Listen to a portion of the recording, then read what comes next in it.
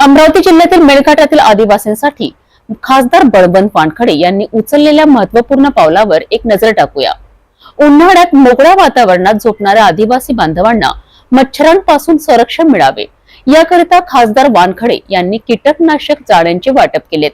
यामुळे malaria, dengue यांसारख्या आजारापासून संरक्षण मिळेल। चला पाहूया संपूर्ण रिपोर्ट। अमरावती जिल्ह्यातील मेळघाट हा आदिवासी बहुल भाग आहे। उन्हाळ्याच्या दिवसात आदिवासी बांधव घराबाहेर झोपण्यास प्राधान्य देतात, मात्र मच्छरांचा मोठा त्रास होत असल्याने अनेक लोक आजारी पडतात।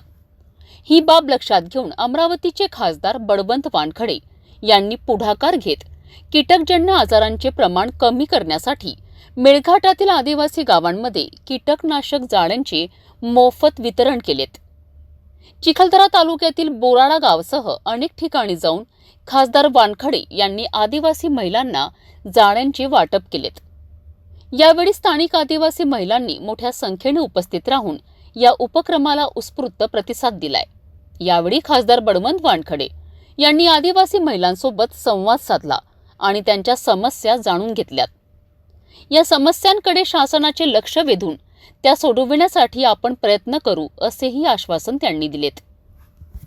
आप लोग बाहर सोते हैं, बाहर सोने के बाद जो मच्छर रहते वो मच्छर काटते, उनकी वजह से बहुत बड़ी बीमारी आप लोगों को होते हैं। और बहुतांश लोग आपके जो लोग हैं वो सभी लोग मेरे ख्याल से ज्यादा लोग बाहर सोते और बाहर सोने के बाद जो मच्छर रहते वो बहुत तकलीफ देते। इसलिए मैंने सोचा कि हमारे आदिवासी भाइयों को ये मच्छरदानी बहुत जरूरतमंद है, तो मैं यहाँ पर आज ये कार्यक्रम रखा।